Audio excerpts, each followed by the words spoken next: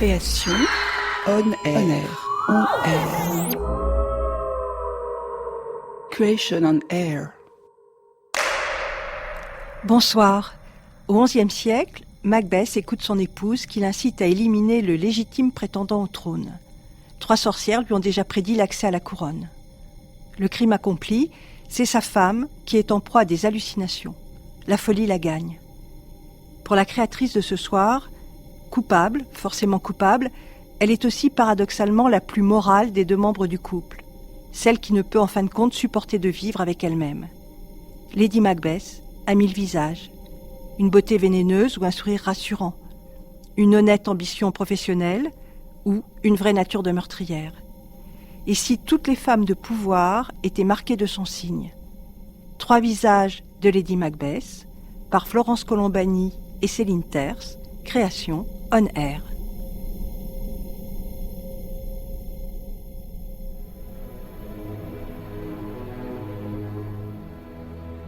Nel dì della vittoria io lei incontrai, stupito io n'era per le udite cose, quando i nunzi del re mi salutaro sir di caudore, vaticinio uscito dalle veggenti stesse, che predissero un serdo al capo mio. Racchiudi in cor questo segreto, addio.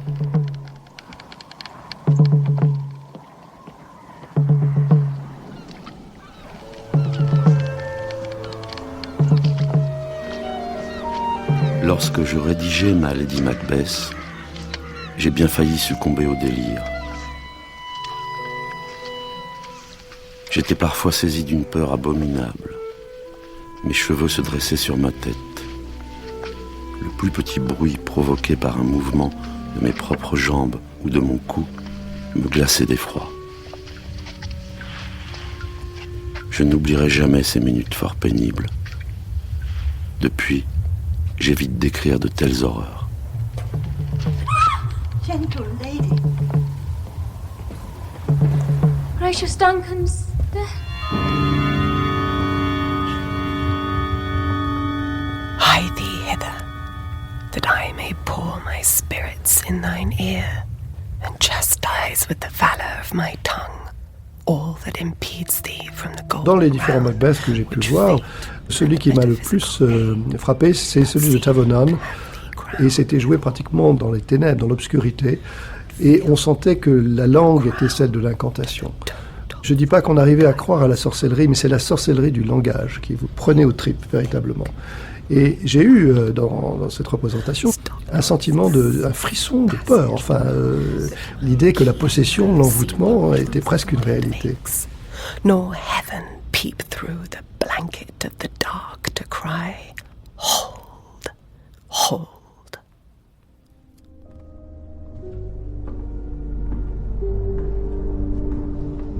I love that woman.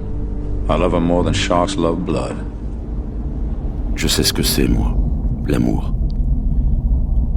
Et je le sens qui me suce le cœur, comme un serpent noir.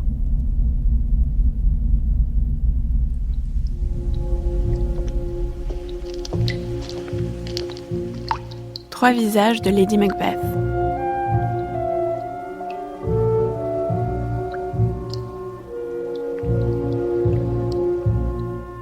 Ça se passe au XIe siècle, dans les brumes de ce pays nordique.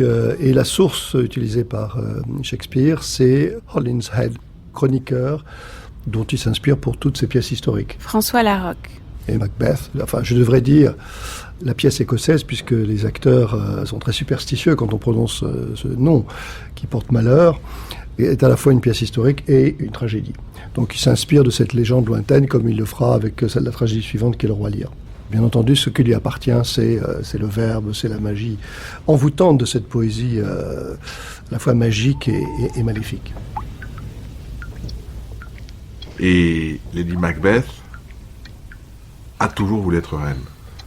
Dans ce monde-là, il faut malheureusement qu'il y ait un roi, mais sans doute que l'ambition qui est la sienne Gérald Garouti a le courage de l'action, et le courage de la détermination. Donc l'histoire de Lady Macbeth, c'est une lettre qui annonce que son mari sera roi, du fait du décret des dieux ou des sorcières, en tout cas du destin, et qui prend le destin au sérieux, surtout qu'elle a toujours pensé que c'était le sien. Lorsque je brûlais de leur faire d'autres questions, elles se sont confondues dans l'air et y ont disparu. J'étais encore éperdue de surprise lorsque des envoyés du roi sont venus me saluer, Thane de Cawdor. C'était sur ce titre que les sœurs du destin m'avaient salué en me renvoyant ensuite à l'avenir par ces paroles. « Salut, toi, qui seras roi. » J'ai cru que cela était bon à te faire connaître, chère compagne de ma grandeur, afin que tu ne perdisses pas la part de joie qui t'est due, par ignorance de la grandeur qui t'est promise. Place ceci dans ton cœur. Adieu.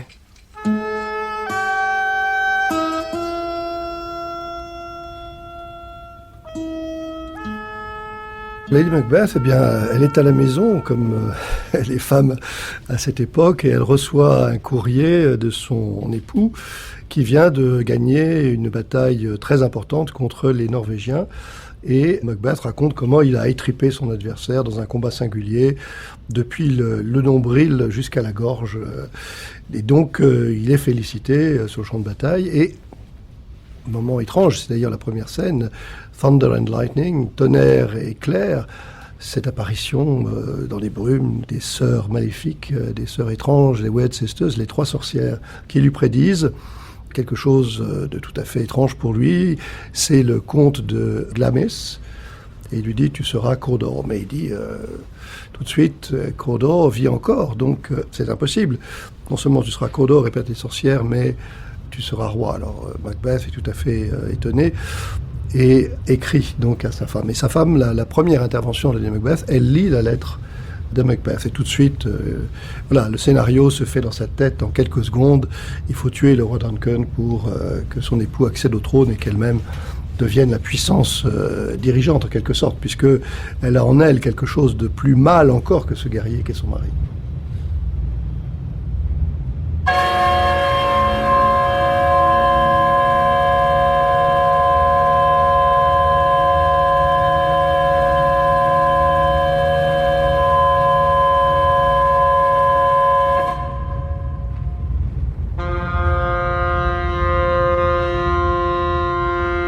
Depuis qu'elle est née, elle a toujours eu quelqu'un pour lui ressasser. Vous êtes la plus intelligente, la plus riche et aussi la plus enviée.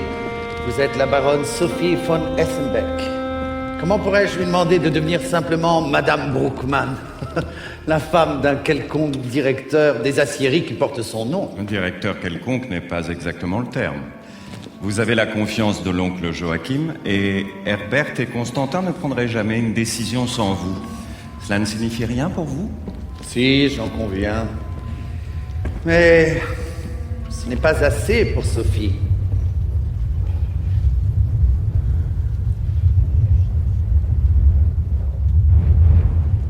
Les damnés, un spectacle d'Ivo Van Hove, d'après le film de Luchino Visconti.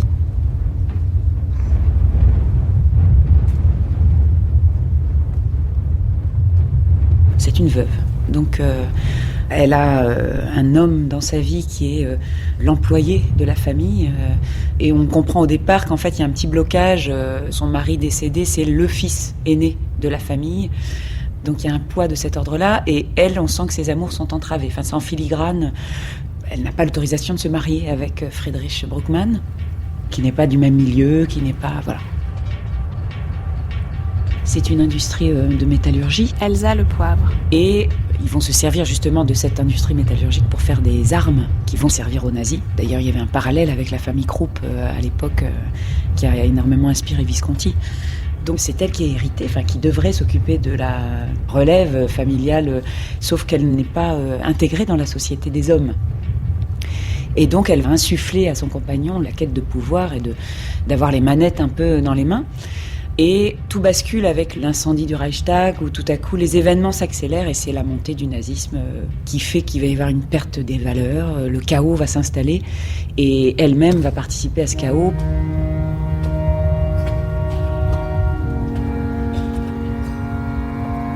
C'est cette montée fulgurante et cette chute vertigineuse de cette femme, quoi.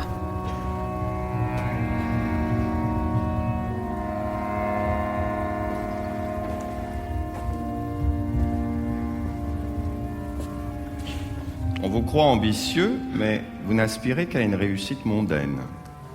Sophie a de plus hautes ambitions.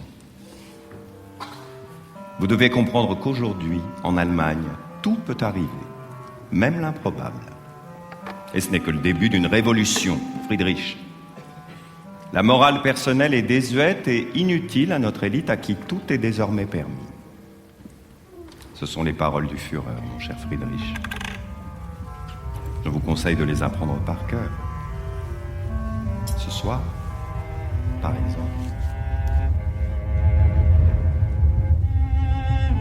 Et là, Friedrich et Sophie se retrouvent seuls. Donc la mise en scène montre d'autres activités autour, il y a l'écran et tout ça, mais nous, on est dans un dialogue très clair où tout à coup, ça y est, c'est la première marche de notre ascension. Donc il y a quelque chose qui fait que Friedrich va commencer à gagner du pouvoir et que elle commence à, ça y est, à fomenter toute la suite, à anticiper, et elle le laisse parler, c'est lui qui prend la parole. Et elle répond pas. Son silence a été très évocateur, en fait, de voir ses fragilités, ses doutes, pour ensuite, quand je prends la parole, dire « Là, je t'ai vu douter, mais il va falloir que tu sois plus costaud, mon gaillard. » Donc, en fait, elle lui insuffle tout à coup de dire « Attention, il va falloir que tu aies les épaules. Et moi, je vais t'aider à les avoir. » Et dans le film, c'était quelque chose d'assez langoureux, d'assez sensuel, voilà. Et là, moi, ce qui m'est venu spontanément, mais on répète. Et en fait, après, Ivo m'a dit, mais c'est intéressant, c'est Lady Macbeth. Parce que tout à coup, j'ai été une femme un peu de poigne qui a dit, mais vas-y, il faut pas que tu lâches. Et donc là, c'est un rapport immédiat avec les scènes qu'il peut y avoir où le roi, elle le trouve un peu faible. Elle le trouve trop gentil. Il y a un moment donné, il faut aller droit au but. Et là, c'est exactement ce qu'elle lui dit. Elle dit, mais il y a un moment, il faut que tu oses. Était-elle dans l'ivresse, cette espérance dont vous vous étiez fait honneur? A-t-elle dormi depuis? Et se réveille-t-elle maintenant pour paraître si pâle et si livide à l'aspect de ce qu'elle faisait de si bon cœur? Dès ce moment, je commence à juger par là de ton amour pour moi. Crains-tu de te montrer par tes actions et ton courage ce que tu es par tes désirs? L'ambition, ici, elle est en quelque sorte dénature la sensualité entre époux. C'est Lady Macbeth qui met son mari au défi de tuer. Tu auras mon amour, tu seras un homme pour moi, si tu es capable de tuer le roi, le vieux roi dans son sommeil. Donc il faut qu'il commette l'acte pour lui prouver qu'il est un homme. Et d'ailleurs, quand il lui explique un petit peu ses hésitations, ses problèmes de conscience, elle ne veut rien entendre et elle le traite de couard, coward. Alors c'est amusant ce mot coward parce que, alors ça c'est peut-être le hasard, mais connaissant Shakespeare, rien n'est vraiment un hasard dans ces jeux de mots. Il vient de devenir Thane of Cawdor, et Cawdor c'est l'anagramme de coward, de couard. Et donc il faut qu'il échappe à cette malédiction du signifiant en quelque sorte en commettant l'acte. Et je pense que c'est l'une des raisons pour lesquelles Lady Macbeth ne commet pas le meurtre elle-même, elle préfère que ce soit son mari qui fasse preuve à la fois de courage, de virilité et d'amour. C'est tuer le vieux roi dans son sommeil devient un acte d'amour. Je pense que là, on est un petit peu au comble de la perversité amoureuse.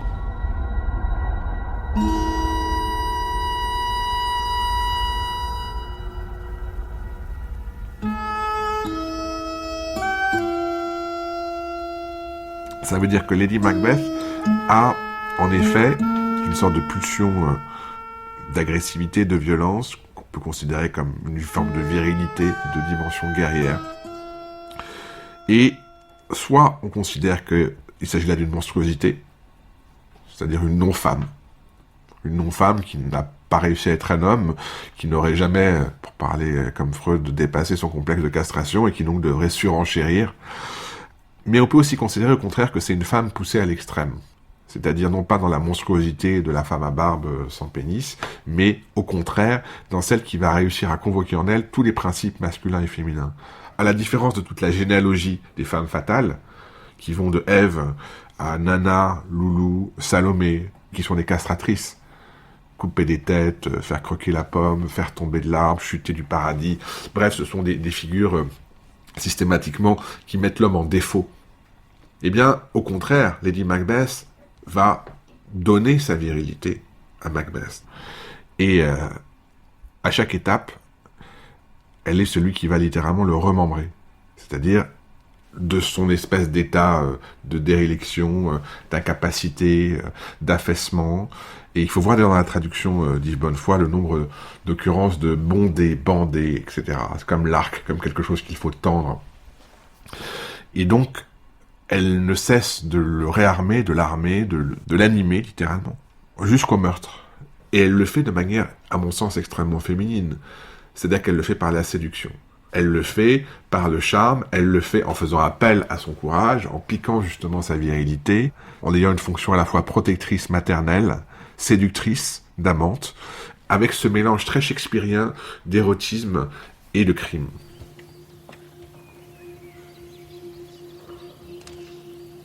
À quelle bête apparteniez-vous donc lorsque vous vous êtes ouvert à moi de cette entreprise? Quand vous avez osé la former, c'est alors que vous étiez un homme. Et en osant devenir plus grand que vous n'étiez, vous n'en seriez que plus homme.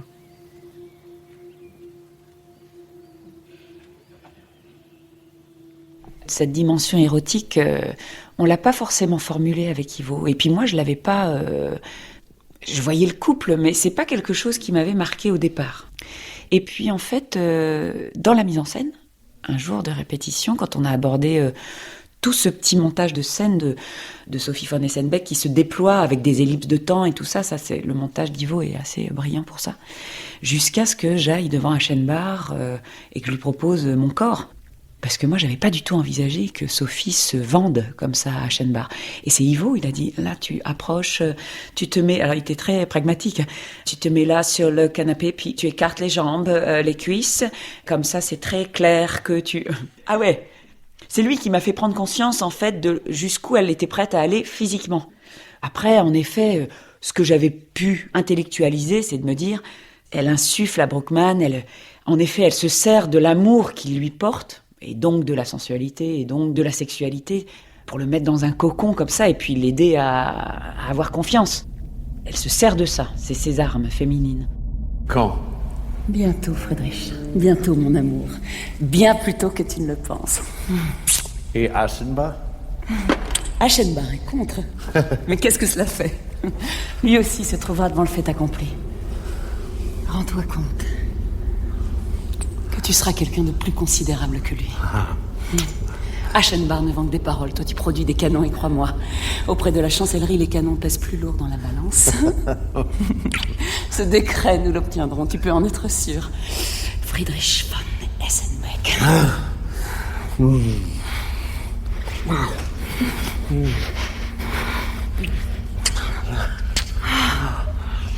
Ah, le pouvoir. Tout le pouvoir. Pour rien. Ah, rappelle-toi bien. Nous nous marierons bientôt. Nous serons l'un à l'autre. Pour toujours.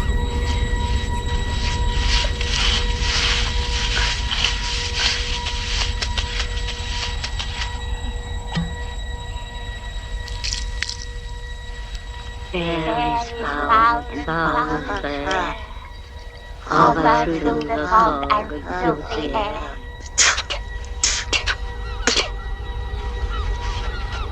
When shall we three meet again? In thunder, lightning, or in rain? When the hurly-burly's done, when the battle's lost and won. That would be ere the set of sun. Where the place? Upon the heath. There to meet with Macbeth.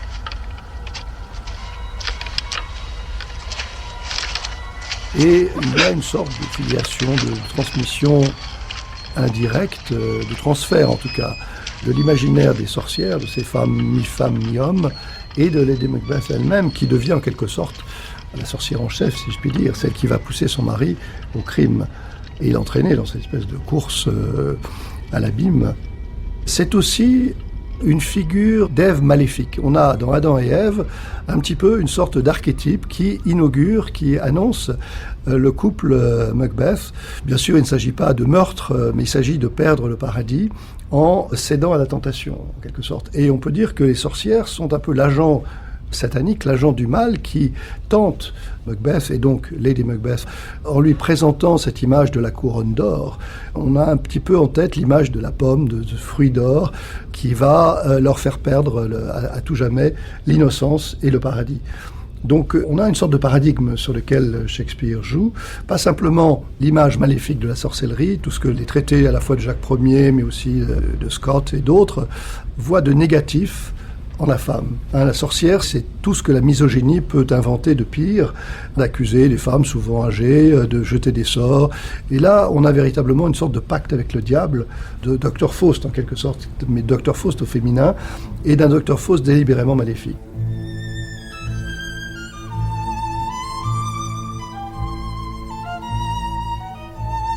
Кладовую Сергея заперли. Вот ключ. Скачи на мельницу. Отыщи Зиновья Борисыча.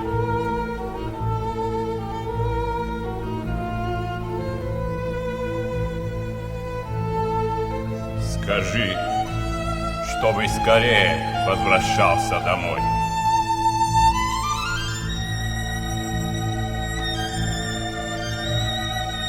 Скажи, грех дома случился.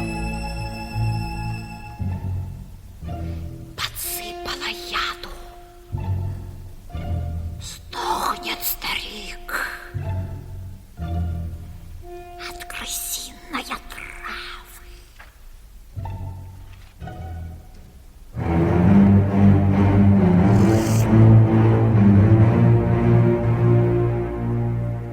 Il y a parfois dans nos régions des caractères si extraordinaires que même de très longues années après les avoir rencontrés, il est impossible de s'en souvenir sans un frisson de l'âme.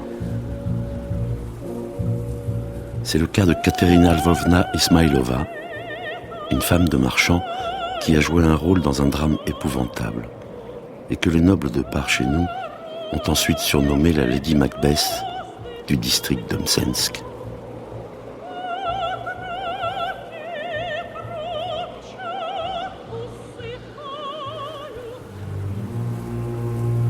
Nikolai Leskov est un écrivain russe de la deuxième moitié du XIXe siècle et la Lady Macbeth du district de Mtsensk, c'est un des premiers textes que Leskov écrit en 1865 et c'est un texte qui va le rendre célèbre. Catherine Géry. Même si cette célébrité va être un peu scandaleuse puisque vraiment ce que Leskov montre dans ce texte, c'est la première tueuse en série de la littérature russe et puis aussi une femme qui va aller à l'encontre d'un des tabous les plus importants de cette littérature au XIXe siècle, qui est l'interdit sexuel.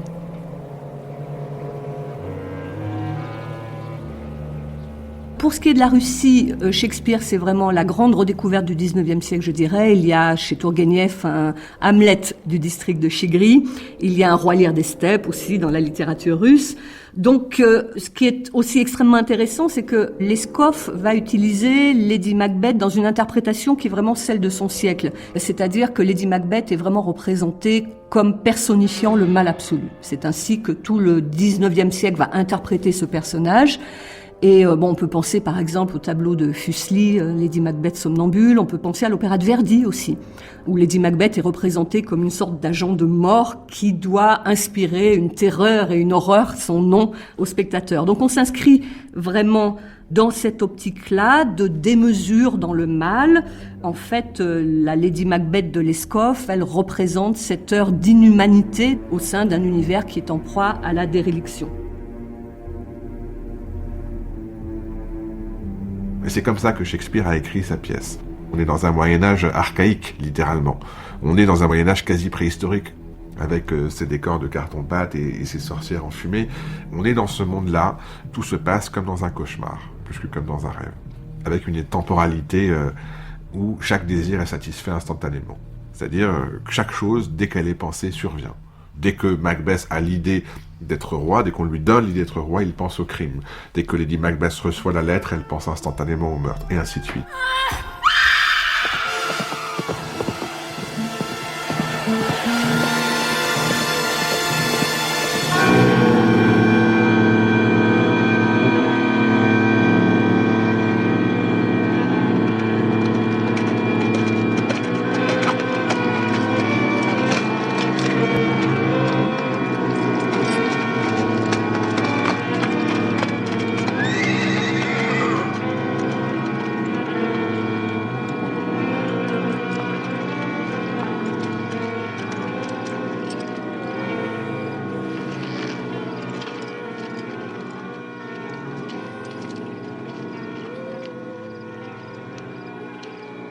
Lorsque Duncan sera endormi, le fatigant voyage qu'il a fait aujourd'hui va l'entraîner dans un sommeil profond. J'aurai soin, à force de vin et de santé, de subjuguer si bien ces deux chambellans que leur mémoire, cette gardienne du cerveau, ne sera plus qu'une fumée et le réservoir de leur raison un alambic. Lorsqu'un sommeil brutal accablera comme la mort leur corps saturé de liqueur, que nous pouvons-nous exécuter, vous et moi, sur Duncan sans défense?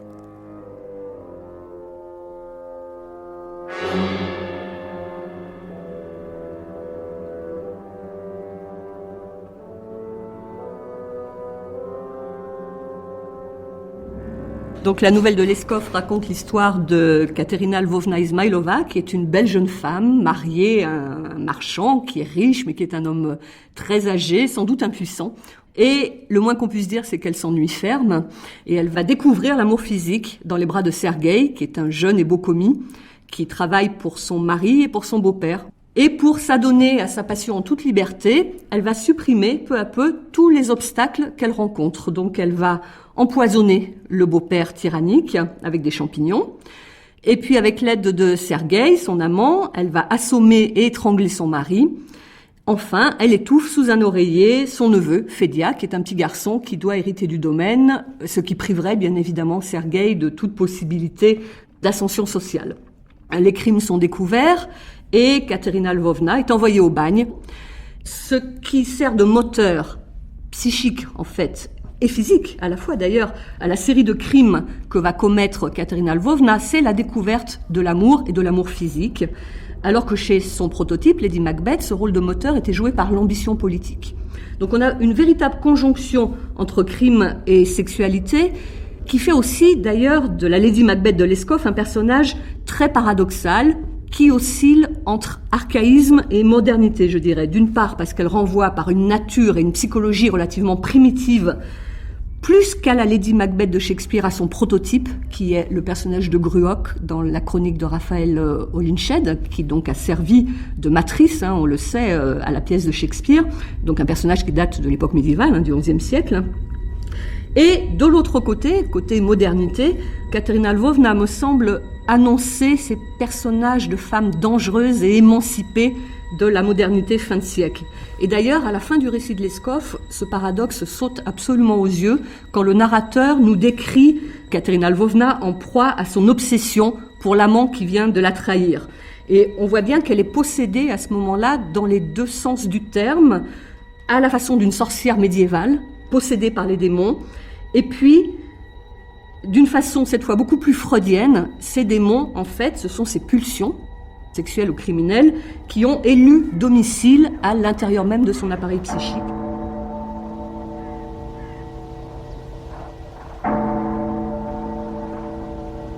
Venez. Come, you spirits that tender mortal thoughts, unsex me here. Venez, esprit qui excitez les pensées homicides. Changez à l'instant mon sexe et remplissez-moi jusqu'au bord du sommet de la tête, jusqu'à la plante des pieds de la plus atroce cruauté. Épaississez mon sang. Fermez tout accès, tout passage au remords, et que la nature, par aucun retour de componction, ne vienne ébranler mon cruel projet ou faire trêve à son exécution.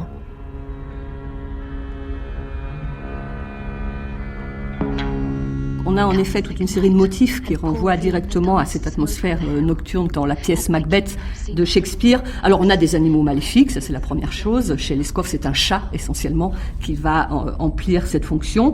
On a des songes prémonitoires.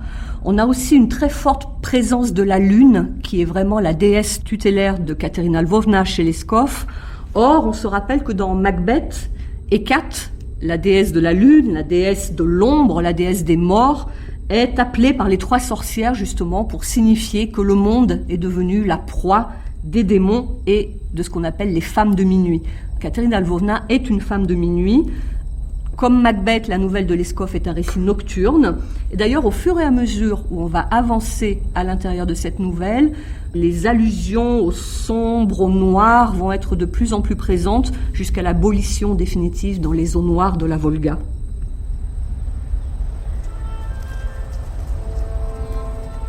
Katerina Lvovna s'est soulevée sur son coude et elle a contemplé les hautes herbes du jardin. Et l'herbe joue avec l'éclat de la lune qui se brise au contact des fleurs et des feuilles d'arbres. Katerina Lvovna est comme recouverte d'or par ces petites taches claires et capricieuses qui dansent et palpitent sur elle comme des papillons de feu, où il semble encore que sous les arbres, cette herbe est prise dans le filet de la lune.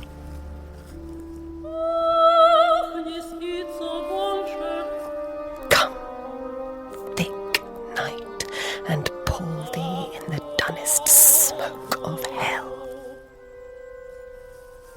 that my keen knife see not the wound it makes, nor heaven peep through the blanket of the dark to cry, hold, hold. C'est un appel à un imaginaire effrayant. On sort du complot des poudres, 1605, Guy Fawkes et les jésuites qui ont conspiré contre le roi Jacques pour faire sauter le Parlement et le roi en même temps, appartient à cette espèce de cauchemar d'univers des ténèbres, de la conspiration, de la paranoïa, du mal. Et des Macbeth incarne ce mal. Donc quand elle fait appel effectivement à ces esprits, elle nie en elle, elle éradique en quelque sorte tout ce qui relève du féminin au sens traditionnel du terme, et principalement le lait maternel, le fait de donner le sein à un bébé. Et l'image qu'elle utilise était positivement effrayante, d'une cruauté totale. Elle dit « Le bébé qui tétait mon sein, j'aurais pu le prendre et le jeter contre le mur pour lui fracasser la tête. » Donc c'est l'infanticide, c'est la mauvaise mère, c'est celle qui, au nom de l'ambition par procuration en quelque sorte, puisqu'elle pousse son mari au crime pour régner par son entremise, c'est l'antithèse de celle qu'on voit dans l'iconographie triomphante, dans l'iconographie catholique, c'est-à-dire la Vierge Marie qui donne le sein à l'enfant Jésus. Donc c'est l'anti-Marie en quelque sorte. Cette question de la maternité, elle renvoie, me semble-t-il, aussi à un cliché du 19e siècle, un de plus, qui veut que de toute façon, une femme qui s'adonne à la sexualité et une femme adultère est une mauvaise mère.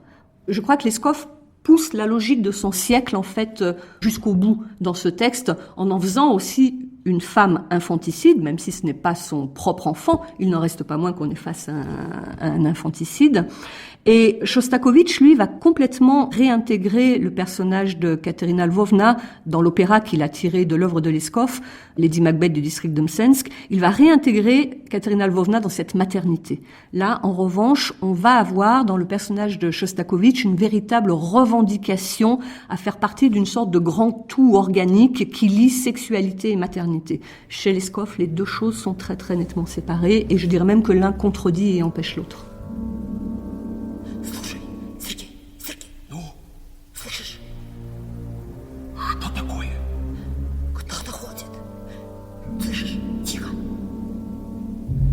Опять мерещится.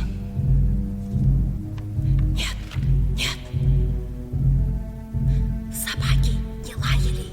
Свой кто-нибудь. Au départ, Katerina Lvovna aimerait avoir un enfant, mais parce qu'elle s'ennuie. Donc finalement, l'enfant ne serait là d'une certaine façon que pour combler son ennui. Cet ennui va être comblé par la découverte de l'amour physique avec Sergueï. Et là, la question de la maternité ne se posera plus.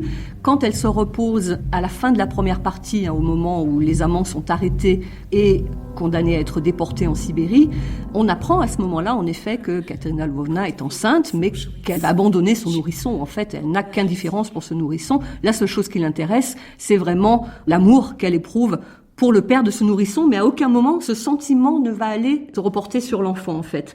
Et c'est là qu'il y a quelque chose aussi de très important chez Leskov, parce que je pense qu'on est vraiment aussi dans une tragédie de l'absence d'enfant, de la stérilité aussi. On sait que le mari est stérile, même si on en accuse au départ Katerina Lvovna, de l'absence d'engendrement, de la rupture de la lignée.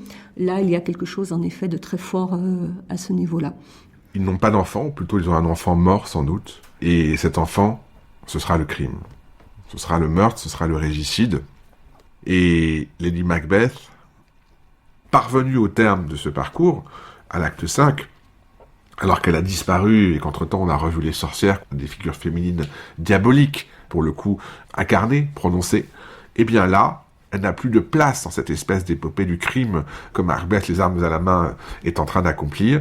Elle n'a plus ce pouvoir de divination, et surtout, il y a une chose qu'elle n'a pas, et c'est une chose que les sorcières ont dit dès le début, c'est le pouvoir d'enfanter la suite des rois. Parce que ce qui rend fou de haine et de peur Macbeth, c'est l'idée qu'il ne se survivra pas, que son crime est stérile. C'est-à-dire que, après lui, ce seront les enfants de Banquo qui vont régner, les générations de rois. Et cette image-là est insoutenable. Et la faute de cela, alors on peut se demander si c'est Macbeth qui est stérile ou Lady Macbeth. En tout cas, dans la manière de voir les choses à l'époque, on peut considérer que cette femme-là n'est pas capable de donner la vie. Eh bien, de cela, je pense non plus qu'elle ne se remet pas. Ça veut dire que leur crime ne leur suivra pas. Il n'y aura pas d'après. Il n'y a pas d'après, il n'y a pas de transmission de la vie. L'enfant, justement, c'est quelque chose d'essentiel dans Macbeth, puisque Banquo, qui est le compagnon d'armes de Macbeth, lui a un fils, Fleance. Et Macbeth va tout faire pour éliminer Banquo, qu'il fait tuer, et son fils Fleance, qui réussit à s'enfuir. Et c'est là la malédiction de Macbeth, c'est qu'effectivement ce pouvoir qu'il avait au bout du doigt et qu'il va exercer pendant quelques années, en fait lui échappe au profit des descendants de Banquo. Lorsqu'il va aller voir les sorcières pour leur demander de lui dire l'avenir, on lui fait voir comme ça un défilé de rois jusqu'à Jacques VI d'Écosse, qui va devenir Jacques Ier d'Angleterre. Et ce sont tous ses descendants de Banquo. Donc il a les yeux qui le brûlent. Il est fou de rage de voir qu'effectivement, le destin de sa lignée va lui échapper. Donc ce pouvoir, effectivement, il est stérile, il est vain, puisqu'il l'exercera dans une forme d'épouvante et de terreur, dans l'insomnie, le cauchemar, et sans lendemain. Il est, d'une certaine manière, oui, peut-être l'enfant qu'ils n'ont pas pu ou qu'ils n'ont pas voulu avoir ensemble, mais c'est un enfant monstrueux.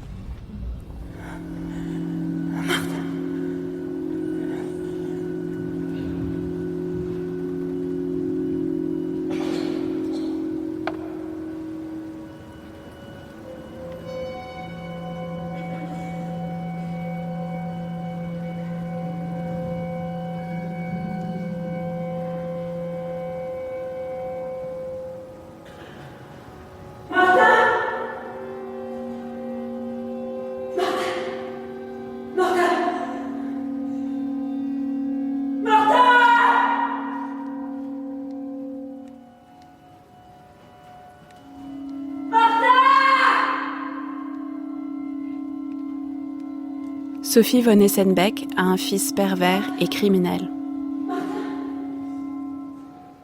C'est le moment où donc il commence à y avoir scission entre le fils et la mère.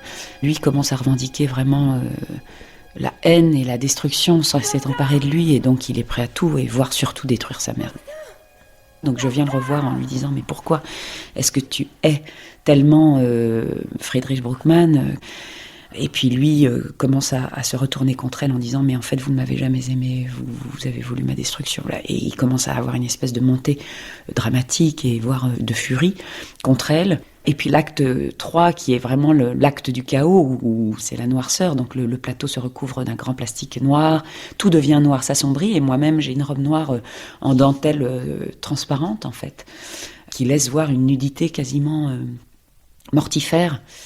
Et cette scène fait que moi je recule avec Martin qui avance vers moi comme ça, et à un moment donné je m'arrête à un certain niveau du plateau, et là, dans un moment de destruction, il m'arrache la robe, tous les SS m'entourent, et certains me prennent les vêtements, d'autres apportent des grandes cuvettes de goudron. Allez-vous-en, maman. Allez-vous-en, je vous en prie. Vous êtes mon pire cauchemar. Martin prend par grande louche, comme ça, s'empare du goudron et me le met sur le corps. Et ensuite, Martin s'empare d'un sac de plumes et me jette les plumes sur le corps, qui crée comme une robe, en fait. Même dans la destruction, en fait, c'était comme un costume. Et en l'occurrence, c'est le mariage. Elle est censée célébrer son mariage avec Brookman, et ça devenait comme une robe de mariée, en symbolique de mort, quoi, et de destruction. Et après ça, elle bascule. Il peut plus rien se passer. Enfin, je veux dire, elle a tout perdu. Le mariage n'est pas possible. C'est terminé, en fait. Ça y est, c'est rideau. Donc, quand Brookman vient vers elle pour lui demander de l'aide et dire qu'il a besoin d'elle, elle n'est plus là. Elle n'est plus là.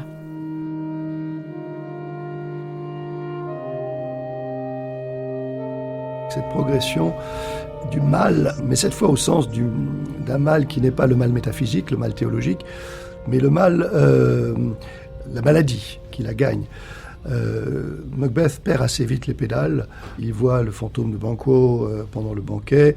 C'est elle qui le calme, c'est elle qui lui explique qu'il faut garder son sang-froid, qu'il faut dissimuler ses véritables sentiments. Il dit « Sois comme la fleur innocente, mais cache-toi comme le serpent qui est dissimulé sous la fleur ».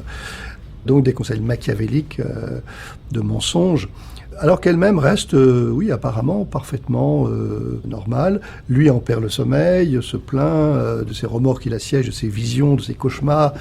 Et au moment où Macbeth prend le dessus, en quelque sorte, où il est immunisé contre le mal, en quelque sorte comme si le fait d'avoir tué le roi au bout de certain temps l'avait immunisé contre le remords, et le manque de sommeil, lui devient de plus en plus cruel, de plus en plus... Il est dans le sang jusqu'au genou, il se dit, bon, puisque j'y suis, allons-y, jusqu'au cou, peu importe, maintenant on est dans une sorte de marche irréversible, on ne pourra plus revenir en arrière.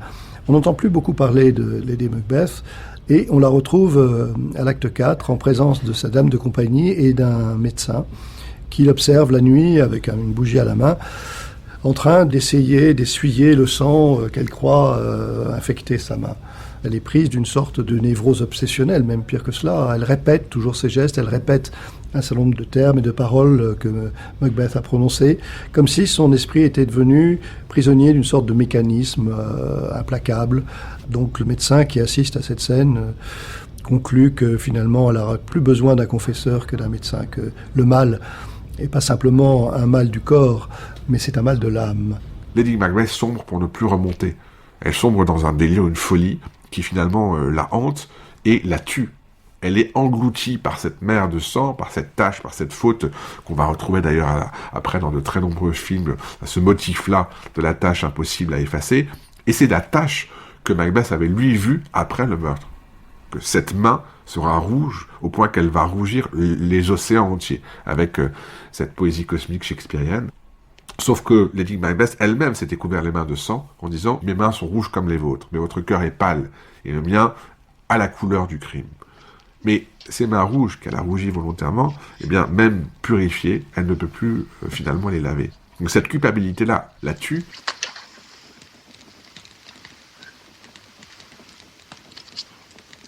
Yet here's a spot. Il y a toujours une tache. Out, damn spot. Va-t'en. Out, I say. Maudite tache, va-t'en, te dis-je. One. Une. 2. 2 heures. Well, then 'tis time to do it. Allons. Il est temps de le faire. Hell is murky. L'enfer est sombre. Fie, my lord, fie. Fie, mon seigneur. A soldier in a field. Un soldat avoir peur? Qu'avons-nous besoin de nous inquiéter? Qui le saura? Et puis, parmi les autres, peut-être aussi détails emblématiques qu'on peut relever et qui rapprochent aussi beaucoup ce texte de la pièce de Shakespeare, eh bien, c'est le détail emblématique de la tache de sang ou le geste de se frotter les mains. Ça renvoie au personnage de Lady Macbeth chez Shakespeare, avec quand même une différence notable, puisque de façon très curieuse, chez Leskov, Katerina Lvovna se frotte les mains au moment où, enceinte de Sergueï, elle sent pour la première fois son enfant remuer en elle. Ce geste d'effacement n'est pas en lien avec le remords, comme chez Shakespeare, mais ici, on est vraiment plutôt dans un déni de maternité.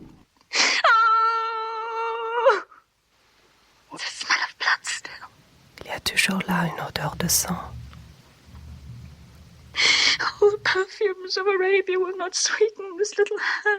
Tous les parfums de l'Arabie ne peuvent purifier cette petite main.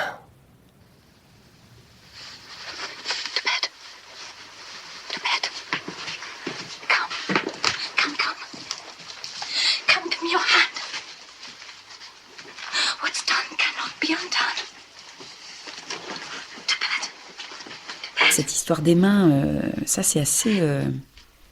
Je me suis surprise des fois en présentation. Alors je le fixe pas du tout, mais il y a eu des fois, je me suis surprise à frotter mes mains comme ça, et je me suis dit, tiens, bon, je me dis finalement, il y a des rôles qui prennent un petit peu de cette figure, donc je me dis, si je le joue pas un jour, c'est pas très grave. Là, j'ai l'impression de le toucher du doigt, en fait.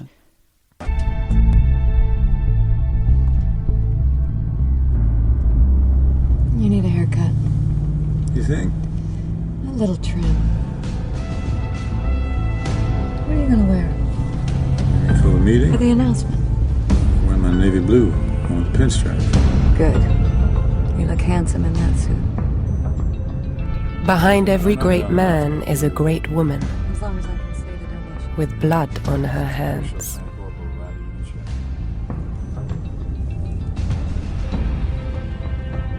Derrière chaque grand homme se cache une femme avec du sang sur les mains. Slogan publicitaire pour la série House of Cards.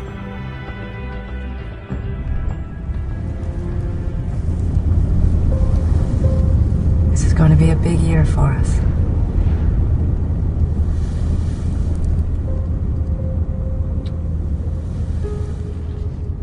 Lorsqu'on a proposé le rôle à Robin Wright, on lui a clairement dit « Tu seras Lady Macbeth mariée à un Richard III. » Pas à un Macbeth, à un Richard III. C'est-à-dire tu seras avec quelqu'un qui sera extrêmement sournois, manipulateur, et pas quelqu'un que tu pourras forcément manipuler à loisir. Donc on a deux personnages extrêmement forts qui vont rentrer en rivalité. Sarah Hatchuel. Claire Underwood est mariée à Frank Underwood donc, et le président Walker a promis à Frank un très beau poste dans son administration. Le problème, c'est quand ce président est élu, eh bien, il ne tient pas promesse. Et Frank ne se retrouve pas avec le poste de Secretary of State qu'on lui avait promis. Et à partir de là, il va essayer de se venger, tel une sorte d'Othello. Et ce qui est remarquable, c'est que sa femme, Claire Underwood, va se mettre à comploter avec lui au même niveau. C'est-à-dire qu'elle va être aussi manipulatrice, sans pitié, à l'image de son mari. Mais surtout, ce qui est différent par rapport à Lady Macbeth, c'est qu'elle va avoir ses propres intérêts. Ses projets personnels sont aussi importants que ceux de son mari. Et quelque chose de fascinant chez Claire Underwood, c'est la soumission affichée, apparente, qui en fait recouvre de façon encore plus de duplicité que Lady Macbeth le véritable pouvoir. Lorsque Frank Underwood est down à chaque fois, et ça commence comme ça d'ailleurs, parce qu'il n'a pas le poste de ministre de la Justice qu'il convoitait au tout début de la première saison, eh bien, elle lui dit, c'est comme ça que tu réagis, et il casse quelque chose, elle dit, voilà, là je te reconnais. Donc elle excite sa fureur.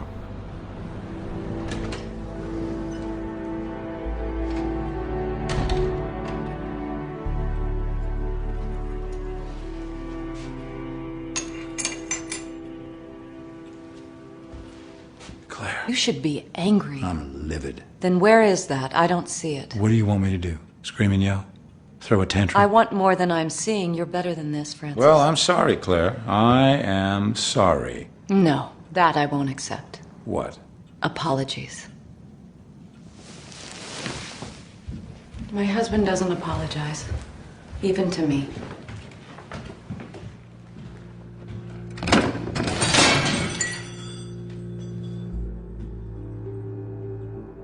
Hâte-toi d'arriver, que je verse dans tes oreilles l'esprit qui m'anime et dompte par l'énergie de ma langue tout ce qui pourrait arrêter ta route vers ce cercle d'or dont les destins et cette assistance surnaturelle semblent vouloir te couronner.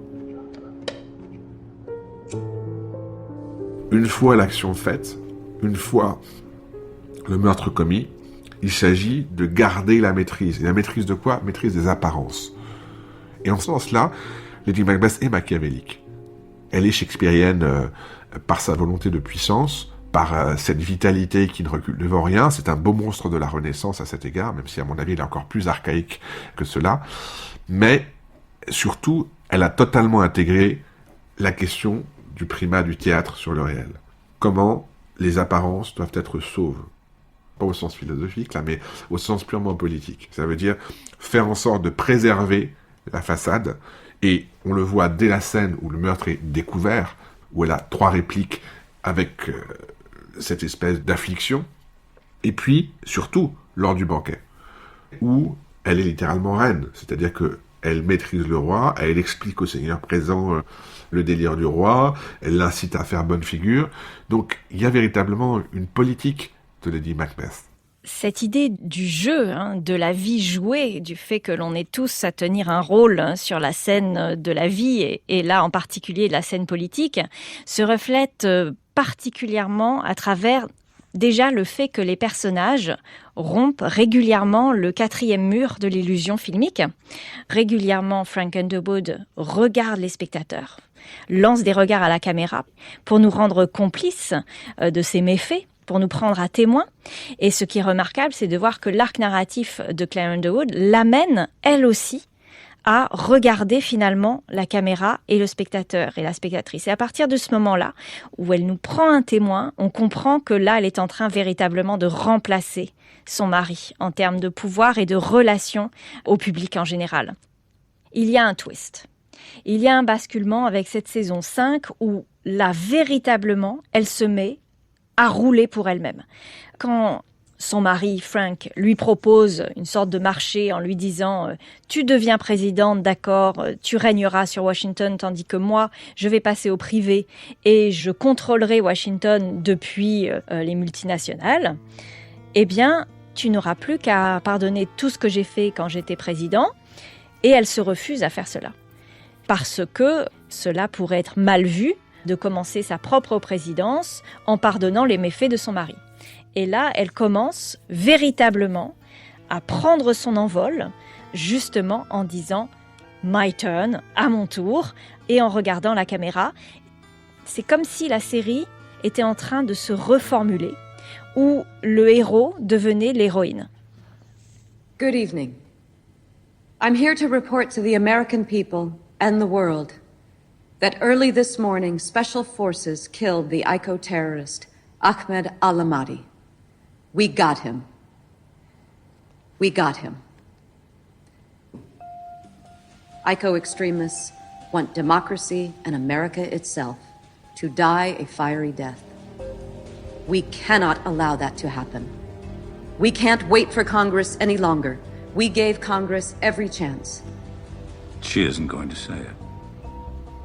Now, history judges every leader, every president, by how he or she treats his or her own people. I'll kill her.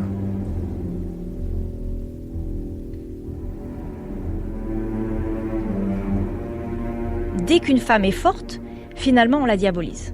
Elle est aussi vue comme, on va dire, the ultimate bitch, la femme qui devient le mal presque absolu. Donc là encore, une ambivalence, une ambiguïté très forte, puisque cette femme forte va être tout de suite montrée comme celle par qui la tragédie, le mal arrive. Tableau de désolation.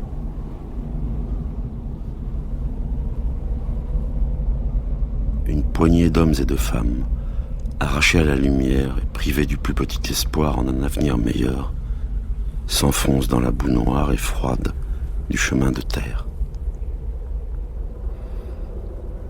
Autour, tout est hideux jusqu'à l'épouvante. La boue à perte de vue, le ciel gris, les saules humides aux branches nues, et dans leur bois mort, le corbeau qui hérisse son plumage. Tantôt le vent gémit, tantôt il enrage, tantôt il hurle et mugit. Et dans ces sons, venus de l'enfer, qui déchirent l'âme et donnent une touche finale à l'horreur du tableau, on entend les paroles de la femme de Job. Maudis le jour de ta naissance et meurs.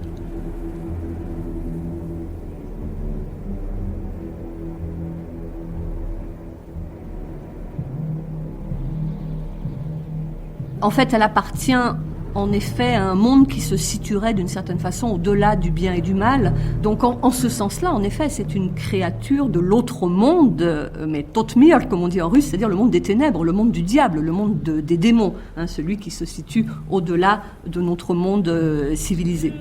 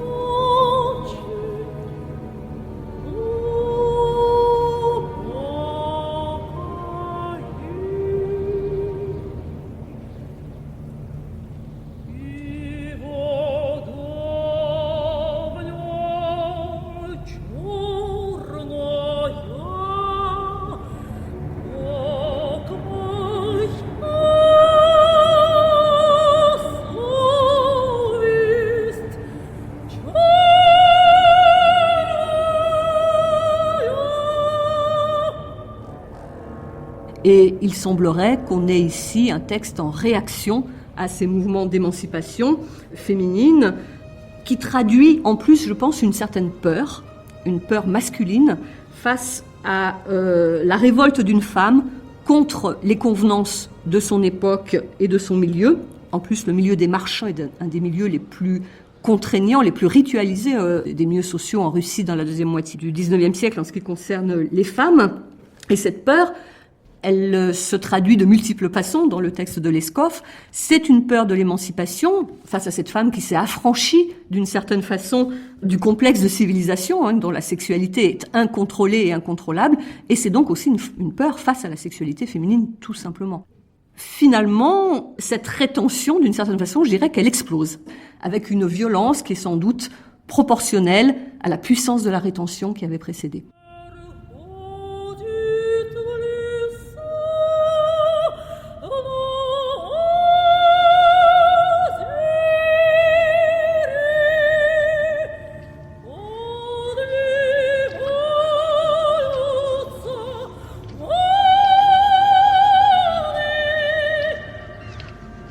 Surfemme, pourrait-on dire, dans un monde shakespearien, d'héros du dépassement, de figures qui sont constamment hors d'elles-mêmes, en excès, qui sont bigger than life, plus grandes que la vie, plus grandes que le monde, et qui sont en débordement. Mais dans un débordement qui n'est pas simplement l'hubris tragique, qui n'est pas simplement l'excès, mais qui est une autre forme d'excès plus cosmique, renaissant.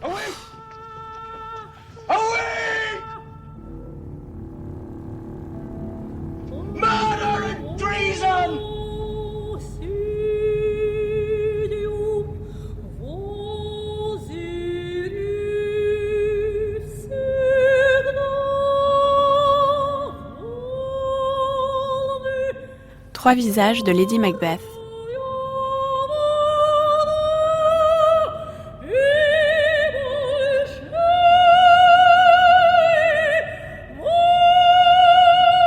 Avec Gérald Garouti, Catherine Géry, Sarah Atuel, François Larocque, Elsa Le Poivre. Et les voix de Lola Péplot et Jean-François Néolier. Coordination, Irène Omelianenko. Attaché d'émission, Chouchane Djergayan. Prise de son et mixage, Alain Joubert. Une émission de Florence Colombani et Céline Terce.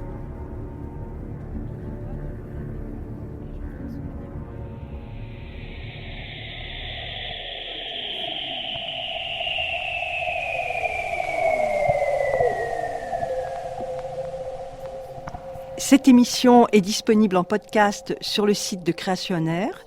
Demain, nous rediffusons un atelier de création radiophonique signé John Cage.